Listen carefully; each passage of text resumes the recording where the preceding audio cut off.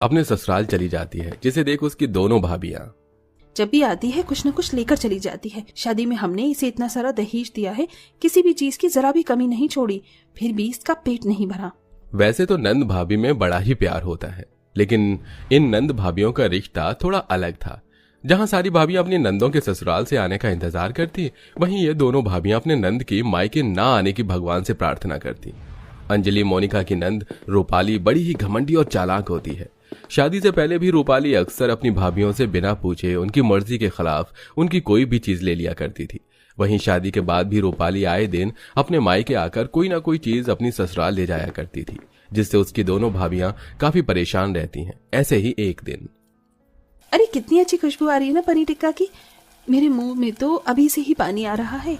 अरे जरा ये कटलेट तो देखो, इनकी खुशबू से तो पूरा घर महक उठा है, आज तो जमकर खाएंगे। दोनों बहुएं मिलकर आज रात के खाने में काफी तरह के पकवान बनाती हैं कि तभी वहां उनकी सास सुनीता आ जाती है।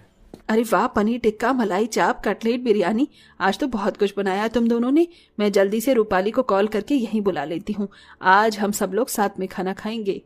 इतना कहकर सुनीता अपनी बेटी रूपाली को कॉल करने के लिए चली जाती है, जिसे देख, हे भगवान, इतने अरमान से हमने इतना सारा पकवान बनाया था, लेकिन अब वो रूपाली की बच्ची इन सबको चट कर जाएगी और हमारे लिए जरा सा भी कुछ नहीं बचेगा। मोनिका की बात 100% सच निकलती है। रूपाली अपने हिस्से के साथ साथ अपनी दोनों भाभियों का हिस्सा भी जानबूझकर खत्म कर देती है, जिसके चलते अब दोनों भाभियों को सुबह की बासी रोटी और सब्जी खाकर अपना पेट भरना पड़ता है और ऐसे ही समय गुजरता रहता है। मोनिका, आंटी जी ने तो बहुत सुंदर कड़े बनवाए हैं तुम्हारे लिए। ये कड़े तो माँ मुझे मेरी शादी में ही देना चाहती थी, लेकिन थोड़ा बजट कम पड़ रहा था, इसलिए नहीं दे सकी। अपनी माँ के दिए हुए सोने के कड़े को पहनकर मोनिका काफी खुश हो रही होती है। तभी उसकी खुशी भंग करने उसकी नंद रूपाली आ जाती है। वाह भाभी, ये कड़े तो कितने प्यारे लग रहे हैं। आपको पता है, ऐसे ही कड़े का डिजाइन मैंने एक मैगजीन में देखा था। जब से मेरा मन इन कड़ों को पहनने का कर रहा है, काश मैं भी ऐसे कड़े पहन पाती। हाय मेरी बच्ची कैसे उदास हो गई। मोनिका बहू, थोड़े दिनों के लिए अपने कड़े निकालकर अपनी ननद को पहनने के लिए दे दे, इस बेचारी के भी इन कड़ों को पहनने के अरमान पूरे हो जाएंगे।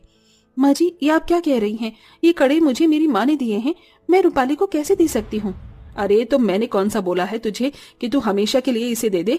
कुछ दिनों के लिए दे दे और जब तुझे पहनना हो तो वापस ले लियो।